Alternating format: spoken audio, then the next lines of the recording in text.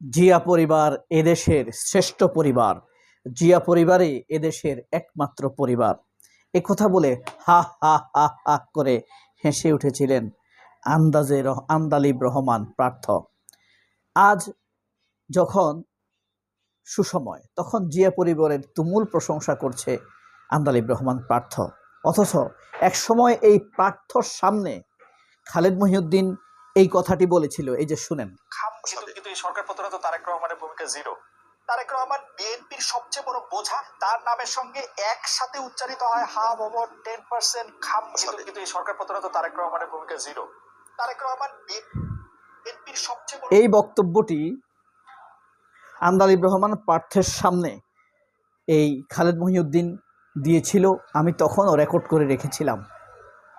তারেক রহমান মানে 10% খাম বা হাওয়া ভবন। তারেক রহমানের কথা কে শুনবে? তখন আন্দালিব রহমান মুস্কি মুস্কি হাসছিলেন, আর এখন কৃতদাসের মতো হেসে উঠেছে আন্দালিব রহমান পার্থ। এটাই হলো পার্থদের ফাত্রামি। ফাত্রামি বুঝেন তো?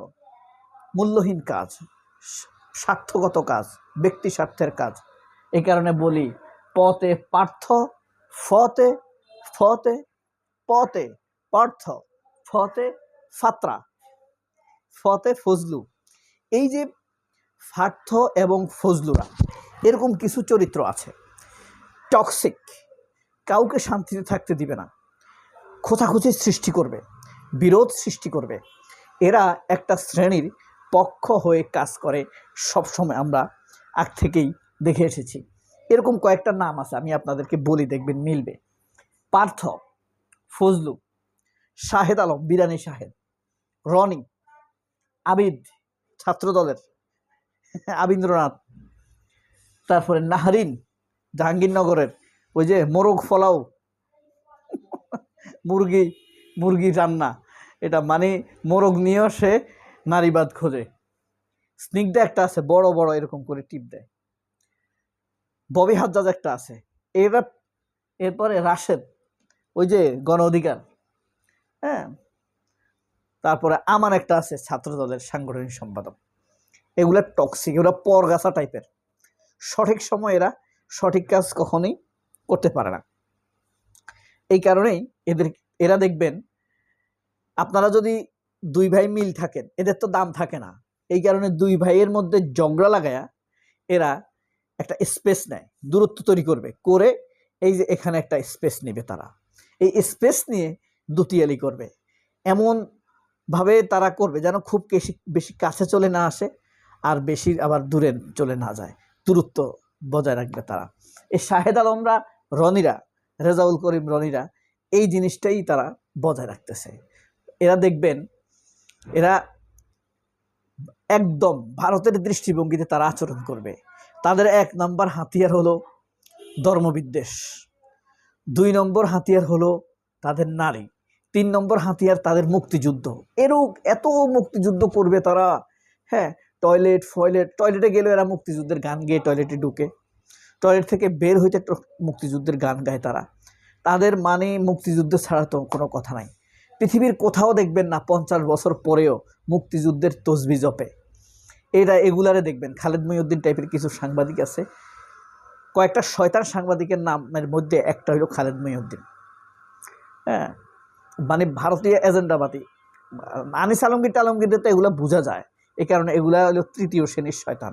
1ম শ্রেণীর শয়তান হইল খালেদ মহিউদ্দিন, হ্যাঁ। আর এদের সবগুলার গুরু হইল প্রথম আলো, বুঝতে পারছেন? মতিউর রহমান, বাকশাল আনিস, ওই যে নিজেকে এখন সাহিত্যিক দাবি করে, ও কিন্তু বাকশালের সদস্য ছিল।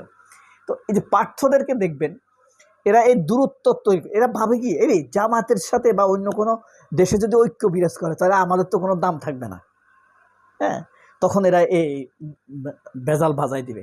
যাই দেখেন, রাতে এরা জামাত নেতাদের সাথে দেখা করবে, সুন্দর সুন্দর কথা বলবে, ক্যাফেটেরিয়াতে জামার সাথে আপনারা শক্তিশালী, আপনারা সাংগঠনিকভাবে সুশৃঙ্খল, এইসব প্রশংসা করে জামায়াত নেতাদেরকে পাম দিবে। আবার যখন দেখবে যে খুব ভালো সম্পর্ক হয়ে গেছে, সরকার, বিরোধী দল, তারেক রহমান, এদের হাসি খুশি সম্পর্ক, তখন এরা পথ খুঁজবে কিভাবে আবার এদের মধ্যে দূরত্ব তৈরি করা যায়। তখন মুক্তিযুদ্ধের বিষ মারবে, নয়তোবা আপনার ধর্মের বিষ মারবে, নয়তো নারীবাদের বিষ মারবে, এই ধরনের কিছু একটা বলে আবার তারা দূরত্ব থাকবে। এর কারণ কি? কারণ হলো মানে বিরোধী দল সরকারি দল যদি রাষ্ট্রের কল্যাণের জন্য এক হয়ে যায় তাহলে তো তাদের আর ভ্যালু থাকবে না। তাদের তো না আছে জনসমর্থন, না আছে আপনার মানে নৈতিক গ্রহণযোগ্যতা। কারণ এদের আপনি দেখেন নামগুলো দেখেন, আপনি পার্থ, তার টার্গেট হইল তাদের সম্পদ রক্ষা করা আর আওয়ামী লীগের প্যাটার্নটাকে রক্ষা করা, এটাই তাদের টার্গেট, আর কোনো টার্গেট নেই। শেখ হালালের জামাই না এটা।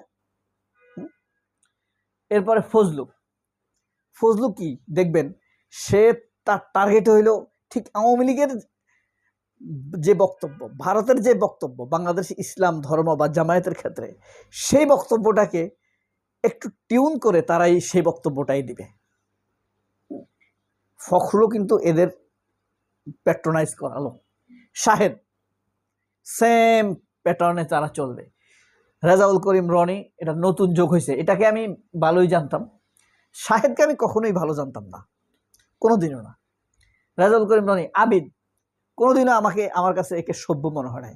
চরম অভদ্র একটা ছেলে, বেয়াদব। এই যে অর্থ, বিদ্যা এবং নেতৃত্ব, এই তিনটা যখন বেয়াদবদের হাতে চলে যাবে তখন সমাজ কলুষিত হয়ে যাবে। বাংলাদেশে সেই ৭১ সাল থেকে হয়েছে সেটা, টাকা, বিদ্যা এবং নেতৃত্ব, এই তিনটাই চলে গেছে এসব অসভ্যদের হাতে। নাহারিন একটা আছে, চুলের ঝুলাই ঝুলাই কথা বলবে, ঠিক না? হ্যাঁ, স্নিগ্ধা, বড় বড় টিপ পরে দেখবেন। হ্যাঁ, এরপরে আছে ববি হাজ্জাজ, আরেক পরগাছা। এদের টাকাও আছে, বিদ্যাও আছে, এদের আপনার নেতৃত্বের জন্য এখন বিএনপিতে আসছে। এগুলা রক্ষার জন্য নেতৃত্ব দরকার। এরপরে রাশেদ আছে না, গণ অধিকারের, এটা নব্য ফাউল। তারপরে আমান আছে বিএনপির একটা, দেখবেন সে এখন এবার ছাত্রদলের এই সভাপতি হইতে চায় বলে আমরা যা দেখতেছি। তার মধ্যে এই দুইটার মধ্যে, তার মধ্যে আবার তার বিরুদ্ধে কিন্তু ধর্ষণের অভিযোগ রয়েছে। আমার মনে হয় খুব শীঘ্র আবিদের বিরুদ্ধে একটা অভিযোগ আসতেছে, আমি যা ইঙ্গিত পাইছি, যা ইনফরমেশন আমার কাছে আছে। আবিদও নারী নির্যাতনের দায়ে অভিযুক্ত হতে যাচ্ছে। আমানের বিরুদ্ধে তো একদম সরাসরি বহুবার ব্ল্যাকমেল করে রেপ করার অভিযোগ রয়েছে ওই নারীর বিরুদ্ধে। এর হইল পার্থদের ফাতরামি এবং তাদের অনুচরেরা। সবাই অনেক ভালো থাকবেন। আল্লাহ হাফেজ, আসসালামু আলাইকুম।